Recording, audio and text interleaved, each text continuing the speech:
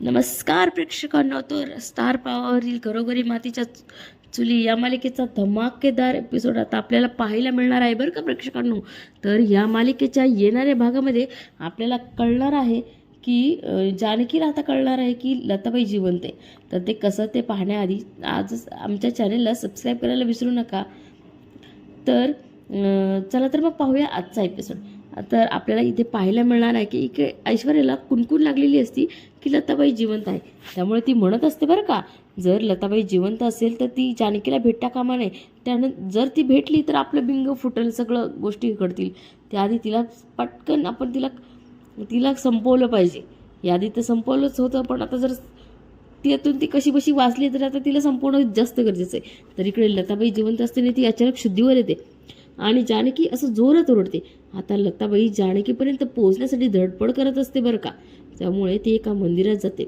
तिथे जानकी आणि तिच्या घरातले सगळेजण आरती करत असतात. ती तिथे साडीचा पदर डोक्यावर घेऊन लपून जानकीपर्यंत पोहोचण्याचा प्रयत्न करते. पण तिथे ऐश्वर्या असल्याने तिला तिच्यापर्यंत जाता येत नाही. म्हणून ती फरशीवर कुंकवानी आई आई आई आहे असं लिहिते. आई लिहिते.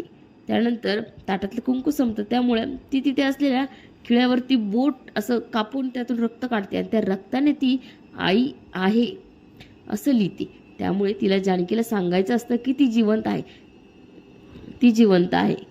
तेवढ्यात ऐश्वर्या ते पाहते आणि ती त्या साडीतल्या बाईलाही पाहते.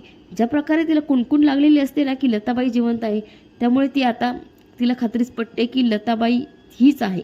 मग ती तिच्या जवळ जाऊन ते पुसण्याचा प्रयत्न करते. हे जानकी पाहते.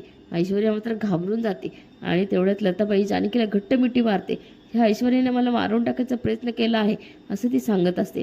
आता मात्र जानकी हे ऐकून ऐश्वर्याला जानकीला खूप मोठा धक्का बसतो बरं का प्रेक्षकांनो. कारण तिला माहीत नसतं की तिची आई जिवंत आहे. त्यामुळं लताबाईला बघून तिला खूप मोठा धक्का बसतो. आता मात्र जानकी ऐश्वर्याला काय शिक्षा देणार हे पाहणे मात्र रंजकच ठरते. मात्र त्याआधी तुम्ही आमच्या चॅनलला सबस्क्राईब केलेलं असेल तर प्लीज सबस्क्राईब करा आणि त्यापुढे दिलेले बेल आयकॉन क्लिक करा, जेणेकरून तुम्हाला आमचे नवनवीन व्हिडिओ असेच पाहता येतील. धन्यवाद.